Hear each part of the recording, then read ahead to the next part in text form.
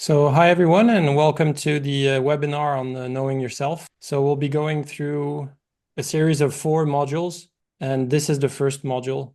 So I appreciate you taking the time, first of all, for joining this call. We're going to discuss the most important thing, which is yourself, and likewise why it's the important thing. I think if we think about the importance of knowing ourselves, it comes down to authenticity. It helps us build trust and credibility with people around us, clarity, understanding your values and beliefs and communicating as well. And then finally, connection. When you understand yourself better, you're better equipped then to connect with the others. So we'll be going over what makes you unique and understanding this. Then we'll move on to how to hack your personality, and if that's at all possible, yes or no.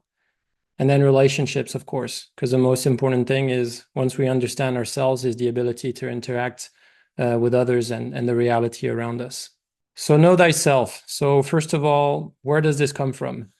So it comes from the ancient Greek, and it's one of the most famous maxims. It was written on the temple in Delphi, the temple of Apollo. And this is where, showing the importance of knowing yourself in ancient Greece.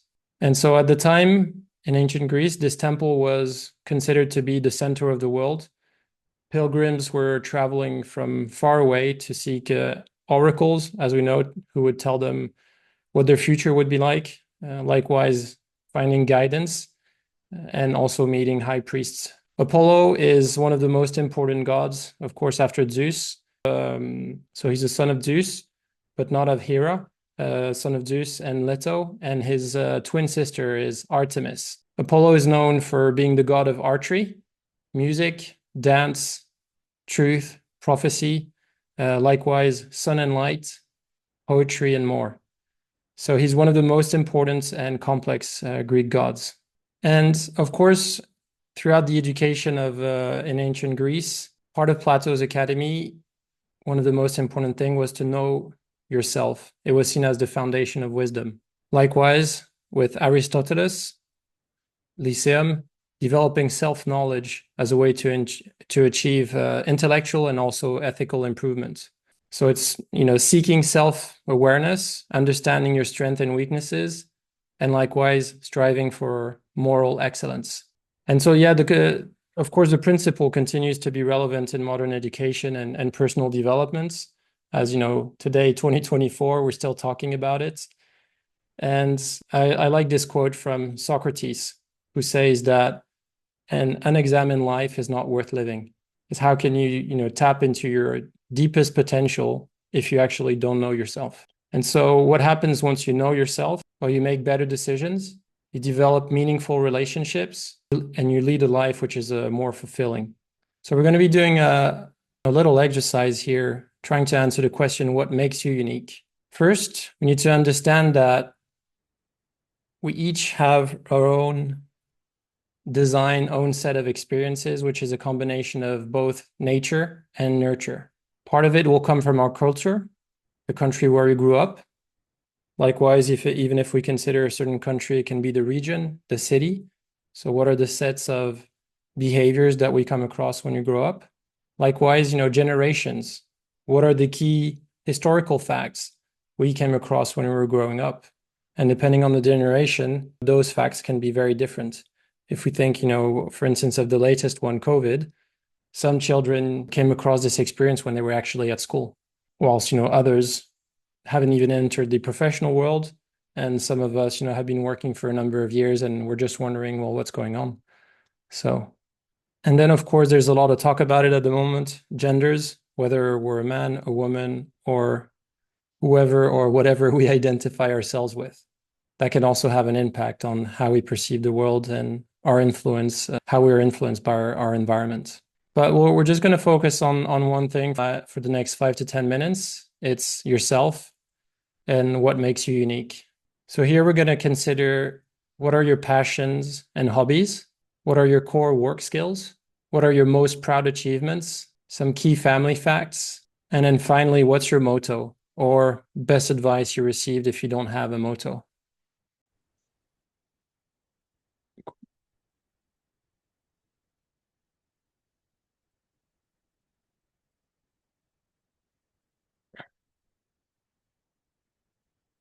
So thank you both for doing the exercise that I also did myself and for sharing some personal facts. Means a lot.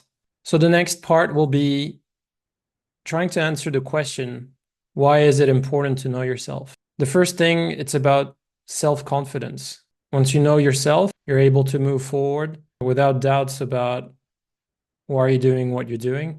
Likewise, in terms of better relationships, because your identity is not at risk.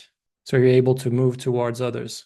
And then finally, financial success, even though it can come across as surprising, but 80% of it is in the mind. And financial success doesn't necessarily mean just focusing on the money, but it can also give you the freedom of the life you want to live. So if we dive into self-awareness and your emotions, there's a lot of research that suggests that if you can see yourself clearly, then you're more confident, you're more creative, you make better decisions, you build stronger relationships, and you're also able to communicate more effectively. We're less likely to lie, cheat, and steal if we have a higher level of self-awareness. And we're able to also be more effective at work and in our relationships in general. So there are two types of self-awareness. There's the internal self-awareness, and then there's the external self-awareness. So we'll first start with the internal self-awareness. It's basically representing our values, our passions, our aspirations, whether we fit into our environment, and likewise all our reactions. So thoughts, feelings, behaviors, strengths and weaknesses. It's really what's happening internally and being aware of everything that's going on in terms of our self-dialogue. Once we develop this internal self-awareness, then we can experience higher job satisfaction. We also have better relationships, and it's negatively related to anxiety, stress, and depression, because you're basically no longer suppressing subpersonalities, but you're aware of what's going on inside of you. Then we have the second part of it, which is external self-awareness. So there's first of all understanding, as we just saw, what's going on inside. And then the second step is considering how others actually perceive us. And people who often know how others perceive them, they tend to be more skilled, have better empathy, and also are better at taking others' perspective. So once we have the understanding of, internal self-awareness and what we can call external self-awareness, how do we actually use it and what are the next steps? So how do we move from self-awareness to actually self-improvement? So first of all, what we need to do is be focused, be present. As Tony Robbins says, where focus goes, energy flows. If you're focused on the conversation that you're having, that you're really listening to people's comment, paying attention to what's happening, and also understanding what's happening inside of you, then you have this ability to really use self-awareness to its highest potential. Self-aware can be simply as noticing, I'm excited about something, or when you're in a conversation, I'm excited about something, I'm excited to share my ideas. You want to give an example, but likewise, it's important to recognize that a lot of people outside, of yourself also want to be talking. And so listening is basically the opportunity here. And then once you've created that focus and self-awareness, then you're able to make better choices in terms of the actions that you're taking. So what we need to understand is that any behavior that we have in life are basically coming from a thought, an emotion, and then a behavior. So if we're better at creating that space between our thoughts and our emotions, then we have the options to make better behaviors, better choices when it comes to behaviors. And then, of course, the ability to choose the most productive one. So in any given situation. And of course, this is amplified if you're in a stress or anxiety, say, situation, where often what happens is that because it is the system one or the reptilian brain thinking, you get it straight into fight or flight mode. So here the opportunity is to, as difficult as it can be, and it takes a lot of practice, to acknowledge what's happening and in your body, in your mind, and maybe take that time to think, maybe I don't need to react as fast as I think, but I can be proactive. So we just went through the origins of knowing thyself, what makes us unique, and the two types of self-awareness, and how to improve self-awareness. So then moving on to your personality. Why again is it important to know your personality? First of all, you need to know yourself, and what for? To love yourself. We basically need to get beyond the superficial aspects of, who we want to come across or the things that we want to do, but have a deep understanding of ourselves to basically honor who we are and experience a deep sense of self-knowledge. And what happens once you're able to love yourself? Well, you can love others. And when you have this strong sense of identity, you can make space for others and accept others. Because what happens is that your identity is no longer at risk. There's no stake anymore. You are who you are. You deeply honor this. You understand it. So therefore, you're not going to be shaken by what others think or what they say. And, the easy way to relate to that is, I think you both said that you feel quite close to your family. And that's also kind of the safe space. But you also have this ability to create this safe space within you.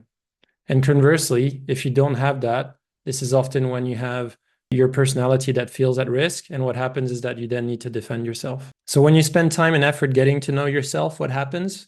Well, you become better at spotting opportunities because you're basically no longer spending energy on defending who you are and what you want to do. It's a given. You avoid wasting time on the wrong things because you're focused. You know where you're going. And again, if you know and you're focused and you're not spending energy on defending yourself and your identity, that's when you make the best choices. And of course, you trust that things will happen whenever the time comes. So your personality can also be summarized as being, the interface between who you are inside and how you interact with people. Likewise, how your nervous system works. Because as we'll see later on, what Carl Jung initially started doing along then afterwards with Myers-Briggs is to kind of map several cognitive functions. And so what that means is how do you interact through the nervous system with the outer world? And then understanding, that personality is an instrument and then allows you to understand the map. So understanding MBTI or the Myers-Briggs type indicator. So we'll just start off with, Carl Jung. Carl Jung was a Swiss psychiatrist and psychoanalyst, who founded the analytical psychology school. Basically, what he did is that he worked on creating archetypes to understand what are the different archetypes in human beings. He was a contemporary of Sigmund Freud. Initially, they did collaborate, but then because of their different theories on the unconscious, they kind of stopped working together.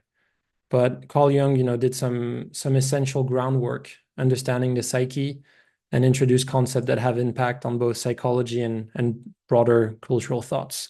And likewise, I think over 50 years later, so over half a century, his ideas are still very much influential. So when he started off, there were 3 dimensions to any personalities. First, there was the extroversion and introversion. Then there was the sensing versus intuition, and we'll go into the details of those. And then finally, there was thinking versus feeling. What happens with Myers-Briggs is that they brought in a 4th dimension, which is the function of judging versus the function of perceiving. So what's important to think about is that everyone has access to all those cognitive functions. However, for each individual, we're going to have naturally a tendency to use certain functions versus others.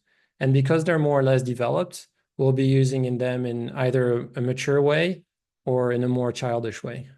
But if we just put this into a matrix, so we have extroversion versus introversion, then we have sensing versus intuition, thinking versus feeling, and then the 4th, judging versus perceiving. So if we think about extroversion, we'll start off with extroversion versus introversion. Often the differences between those two are in say general culture, we'll say, oh yeah, he's a very extroverted person, or he's very introverted, he's shy. The reality is quite different. What happens with extroversion is that we need to understand that the reality, the outer world, is the reality. And so what happens is that they'll tend to organize their inner world to be able to then freely behave externally. And then again, they gain a lot of energy from social interaction. Introversion, conversely, it's people who are oriented towards the inner world, focusing on thoughts and reflection. And likewise, they gain energy from, being sometimes alone. So the real difference between both is how they experience the world. For an introverted, the inner world is the reality. And for the extroverted, the outer world is a reality. And so sensing versus intuition, and there's no capital on the I, but on the N, because if you think at the personality types, it's S versus N as opposed to I, because we already have the I with introversion, extroversion. So sensing people, they have a preference to rely on concrete facts. So what is the tangible information that I can use to make my decision? And so they're going to gather things around them in a very different way. So the sensing will tend to have a very analytical approach, as opposed to the intuition. They will have a less analytical mind, but they'll rely on patterns, possibility, and abstract information. So the sensing people will tend to focus on the present moment, factual details, and people who use intuition, they'll focus on future possibility and what the bigger picture is. Then we get into the two functions where we first understand what the reality is, then we move into how we perceive this reality, and then how do we evaluate this reality, and basically as a result make decisions. So we first have thinking, and afterwards we have feelings. So thinking individuals prefer thinking and make decisions based on logic, objective facts, rules. They value fairness and consistency, as opposed to feeling. They'll make the decisions based on values, emotion, the impact on others. So I think there's a clear distinction, and I think that using thinking versus feeling are very different cognitive function. And then finally, the question is, do you want freedom or do you prefer organization? And here's the difference between judging and perceiving. Perceivers will tend to organize their inner world to allow the freedom in the outer world. Judgers, on the other hand, will organize the outer world to basically allow the inner world to be free and be able to dream. And this is how we end up considering the 4 different groups of cognitive function with 16 personality types, which are derived from the combination of the 4 dichotomies. And likewise, we end up with a series of codes of those letters. But as promised, I also said that we might be able to hack the system. And how would we do that in practice? Well, as we saw initially, the importance of understanding yourself is also one of the car model, is understanding how the car model works. And before, just a little bit of theory about the competency model. So as we know, we both have unconscious and conscious part of our mind. And likewise, we have skills where we're competent, and likewise where we're incompetent. So if we think about unconscious competence, this is basically something that you will do very naturally. It's what people refer to your flow state. So when you're unconsciously good at something, it's just a flow state. So you're good at, it can be, the most obvious one will be playing an instrument, where people will say, oh, when this person is in flow state, they're painting or they're doing something like this. And then we have the conscious competency, which is something that we need to develop. And this is the talent. So we both have, on the left-hand side, something unconscious, which is the flow state. And then on the other side, we have the talent. And then afterwards, we have something where, we're conscious, but we're not really good at it. It's not developed yet. And so there's a new understanding, but we need to make a lot of effort and skill required to develop this. And there will always be a level of clumsiness. And then this one, we're unconscious, incompetent. We're basically, sitting on our couch, eating and surfing on Netflix. So, we're not aware of this skill. And often when it creeps in, it will be when we feel completely stressed out and anxious. And conversely, when we use that cognitive function, that can also trigger a lot of anxiety within us, because it's not a function that is really developed. So the car model, where we have the driver And then the co-pilot, well, this is of course a plane, but I think you get the gist of it. So the driver is basically the dominant function. It's part of your personality, the identity, as we saw before, and that's really your flow state. So when you read the reports that you have, try to do the exercise and it'd be great if you actually want to do the exercise as opposed to feel that you need to do it. But when you do the exercise, try to think about how often are you actually using this, flow state. And for instance, if you're not using it a lot, here's an invitation to actually try to use it much more. Because often when we feel a little bit on the edge, it's because we're not using the correct cognitive function. And so if we want to be great at something, we need to rely on our strengths. So that is basically your strength. If we think about the report that you receive with the 4 parts, and there are specific exercises as to how to identify that. So for instance, for someone who main driver is memory, is someone who will love to read history books, spend a long time studying. And likewise, if the co-pilot is harmony, that will be an extroverted function. It will be being in a group of people, making sure that within this group, everything is going well, people are happy. And so, yeah, I touched upon the co-pilot. The co-pilot is basically your talent.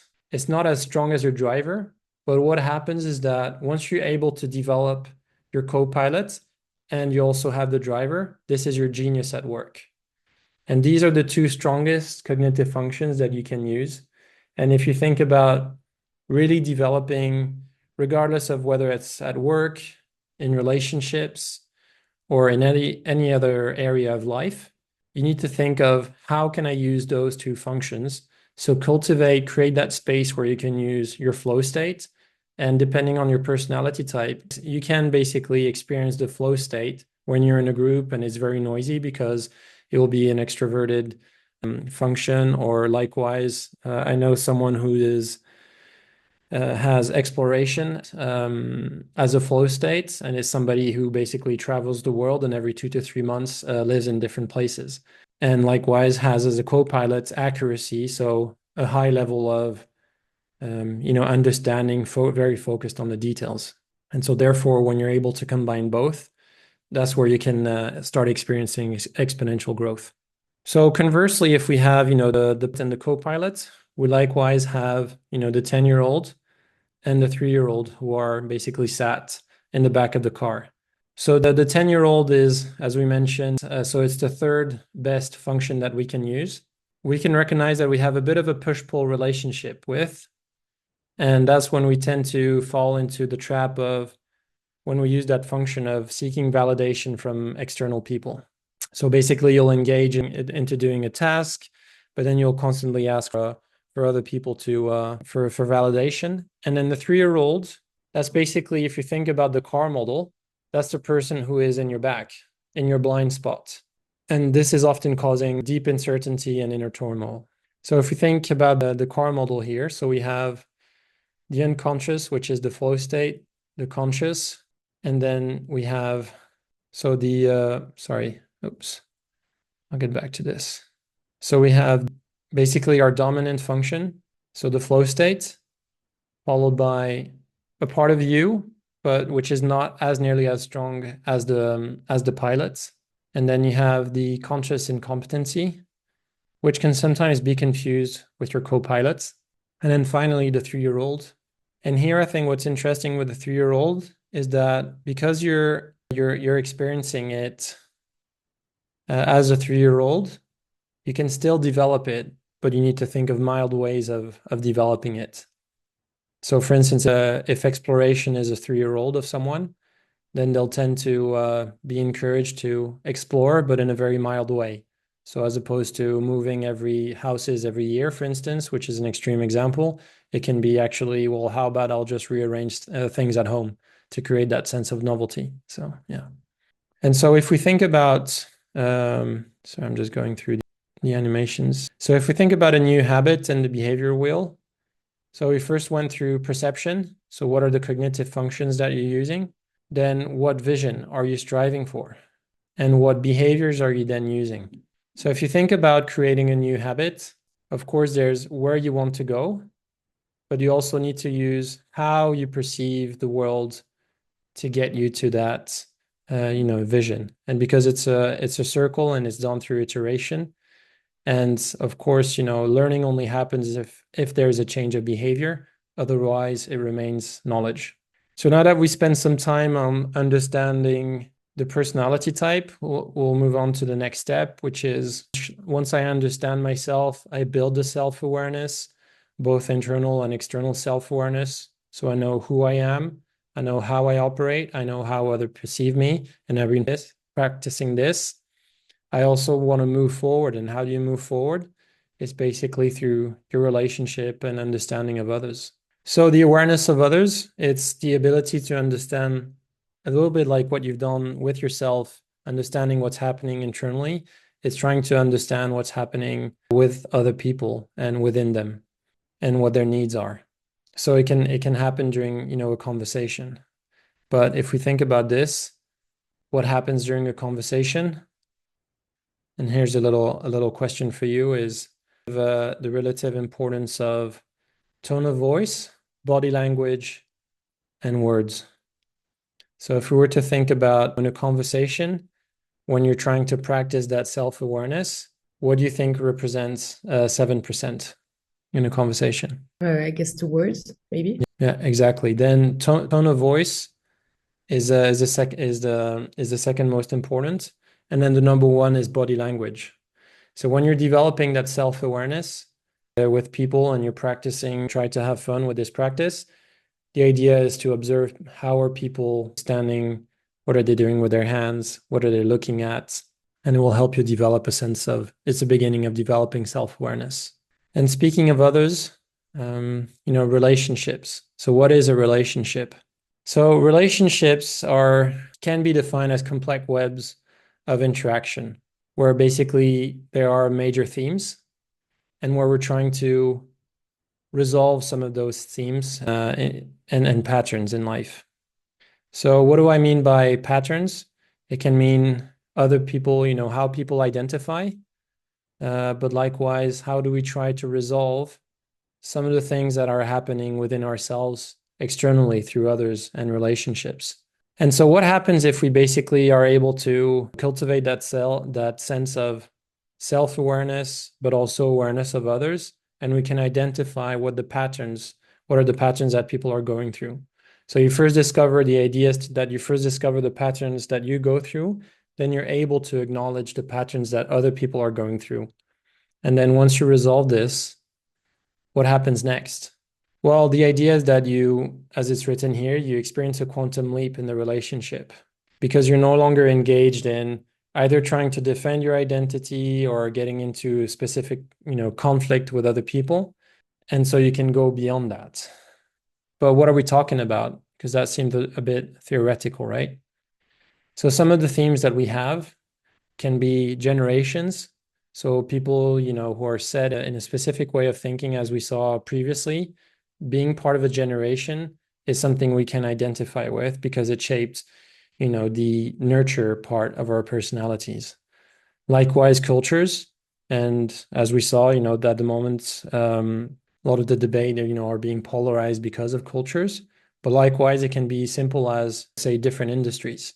I'm part of the medical world. I'm part of the financial services world. I'm working as a civil servant. I'm part of the military.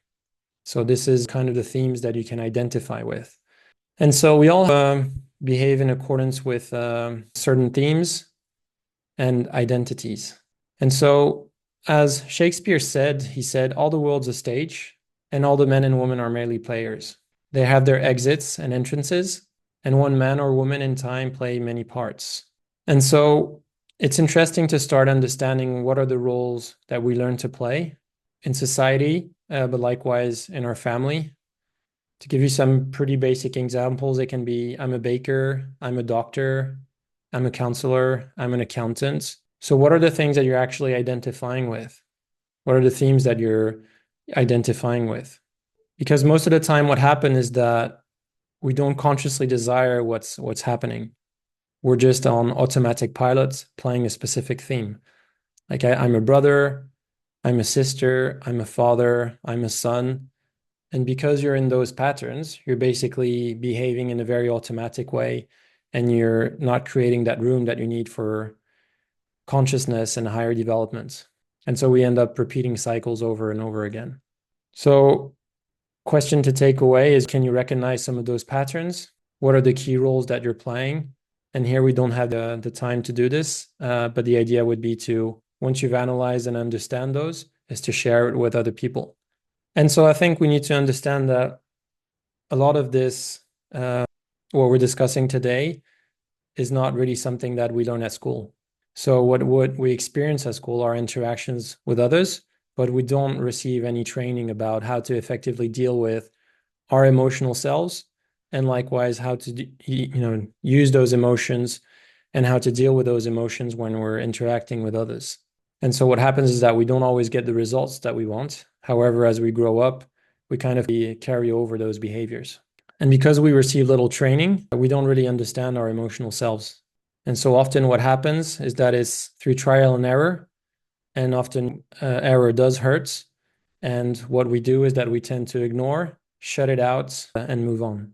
And here's a book which is interesting, which is called The Plot, which says that a lot of what we experience in a relationship and what emotions really strive on and feed themselves on is drama. And so whether it's tragedy or comedy, it's our feelings that strive, it's not intellect. So next time I'll be also talking about the system 1 and system 2 of the brain, which is understanding that whilst we think of ourselves as being highly logical, all the emotional part comes from the reptilian brain. And so, unfortunately, yes, no amount of facts or logic or figures can ever change feelings. And so, if you think about these examples when you watch TV, when you watch the news, what they're trying to trigger is really drama, because they know that deep inside, our emotions do strive on drama and feed on drama. And that's why rational reasoning can never assist us in overcoming problems related to your feelings. So we discover ourselves through relationships, but it also leads to unconsciously connecting with people who are different than ourselves. As you can see here, one number, but two people seeing differently. And so similarities attract, but differences basically guarantee that all the emotions will basically discharge onto this drama. And then what happens is that our untrained emotions tend to crave on the drama. And so what happens, of course, is that it becomes emotional. Our identities are at risk. And so we end up in a tug of war type of thing where it's, I am right. No, I am right. And so then we'll just briefly touch upon needs of subpersonalities, which basically want to gain attention. And because we don't consciously give that space to those subpersonalities, what ends up happening is that the unconscious mind then feeds onto drama. So we break the rules, but some of the rules that we're actually ignoring. And so what happens next? Well, there's a lot of emotion that happens, and we defend ourselves. So often what happens to be a relationship problem is that actually each person's unhappiness is being aggravated by the other person's unhappiness. And so what do we call this in physics? It's resonance. Is basically when an object is exposed to a specific type of force and it matches the actual frequency. And then that's when, crazy things can happen. We won't go through this video because we don't have much time left, but you'll see basically a concrete bridge also reinforced by metal, which start wobbling in a crazy way. And that's just based on a very little wind. So what's the opportunity? Well, often the people that trigger us are the people that can help us realize something about ourselves. And so what if the colleagues, the friends that we don't get along with are the ones who can help us understand ourselves? So yeah, again, we're running out of time, but next time, yeah, it's something maybe that we can do. So we went through understanding the big part of understanding relationships is understanding ourselves and the roles that we play and that we learn, whether they're consciously or unconsciously learned. The plot and the importance of drama and how the disowned subpersonalities that also have their emotions crave on drama. And then understanding the importance of the unknown rules. And that's why knowing yourself is important, to understand what are the rules, what are the values that are guiding your behaviors. and then how that impacts our emotions. I'll just finish off with this. So we all heard of, lucid dreaming, and it's basically that you're dreaming or you're consciously experiencing this reality, but you don't know exactly what it is. But you know somehow that you're actually dreaming, or it can be called conscious dreaming. But here's an invitation, which is to experience lucid living. It's basically considering that nothing lasts forever. So don't make the present moment into your enemy. It's a beautiful gift to connect with the presence of the others. And so just finishing off with our friend Eckhart Tolle, who's also friends with the Dalai Lama. But I'll finish off with something a bit lighter. As you know, I'm a big fan of Jerry Seinfeld. And what he says is that, all the things we do to convince ourselves that our life doesn't suck. But in any case, everyone's life sucks. Your life sucks. My life sucks too. Well, maybe a little bit less than yours. Never feel bad that your life sucks, because sucks and great are pretty close. Thank you. It was very nice. Thank you.